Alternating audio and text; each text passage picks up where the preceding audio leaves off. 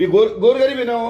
तुम एक काम करो, फिर तुमको बोझा डालने का अब्दुल सत्तर के खेत पे डालो, तुम इम्तियाज जलील साहब के डालो, उन्हें से अब्दुल्ला चाउस के इस पे डालो, फिर वो आएंगे तुम्हारे पास में कैसे दिखाना करते।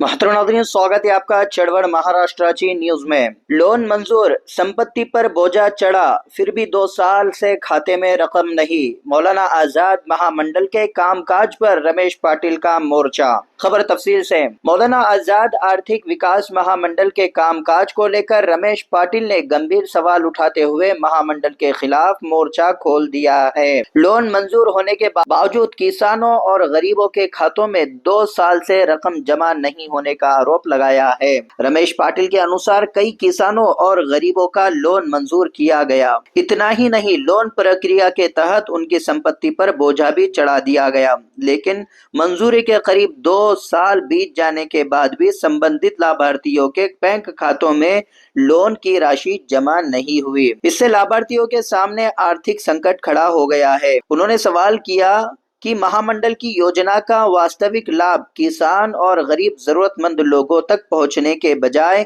कथित तौर पर राजनीतिक लोगों के रिश्तेदारों और कार्यकर्ताओं को प्राथमिकता दी जा रही है क्या? यदि ये आरोप सही हैं, तो योजना की पारदर्शिता और लाभार्थी चयन प्रक्रिया पर गंभीर सवाल खड़े होते हैं।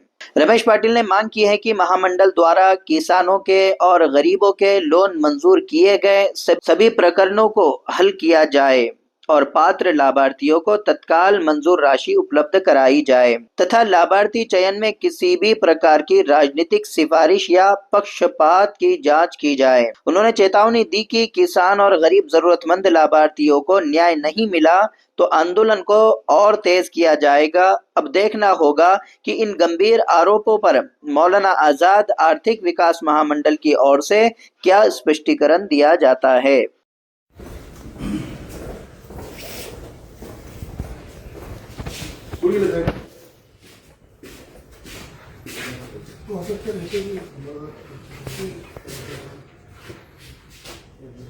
कुठे गेले काय ना पुढे शेतकऱ्यांचं हे लोन यांनी घेतलं तरी 1 पैसे भेटला नाही यांना। 1 रुपया मिळाला नाहीये आणि ते कशाचा बोजा आहे आपल्याला सांगा। काय का बोझा है? त्यांनी 1 रुपया लिया नहीं उस किसान ने। तुमने पे 2.5-3 लाख का बोझा डाल दिए साहब के बोलने पे। नहीं तो ये मुंबई से सर नहीं ठीक है ना, मुंबई से। अगर मेरे को एक बात बताओ, गोर गरीब किसानों ने, मुसलमान किसानों ने मरना क्या? ये बम्बई का बताओ मेरे को। फिर बोले ये धानवे साहब का लेटर लाओ, बोले बम्बई।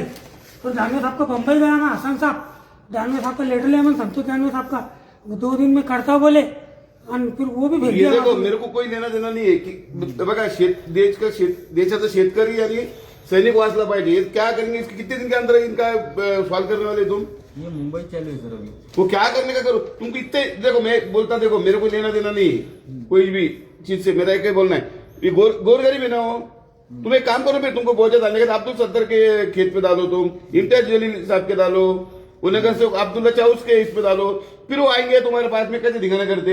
नहीं, ये अपने पास क्या है, पहले बहुत ज्यादा है नहीं साहब, इनके जो रिलेशन के जो 70 साहब के इनके उनके काम क्लियर हो रहे, उनका काम नहीं रोक रहे। देखो भाई, मैं तुम्हारे को एक वार्निंग दे रहा हूँ। देखो मैं बोल रहा हूँ तुम्हारे को 8 दिन के अंदर इनका फाइनल करो, नहीं तो तुम्हारे ऑफिस में मैं नंगना आंदोलन करने वाला है। अब क्या करने का तुमको बोलने का इतना मेरा तुमको समझने का नहीं। वो साहब को बोलो, साहब के नंबर है तो मेरे को उनको बोलता मैं। ये जो साहब से बात करूँ साहब, वो ऐसे चेक करो। फिर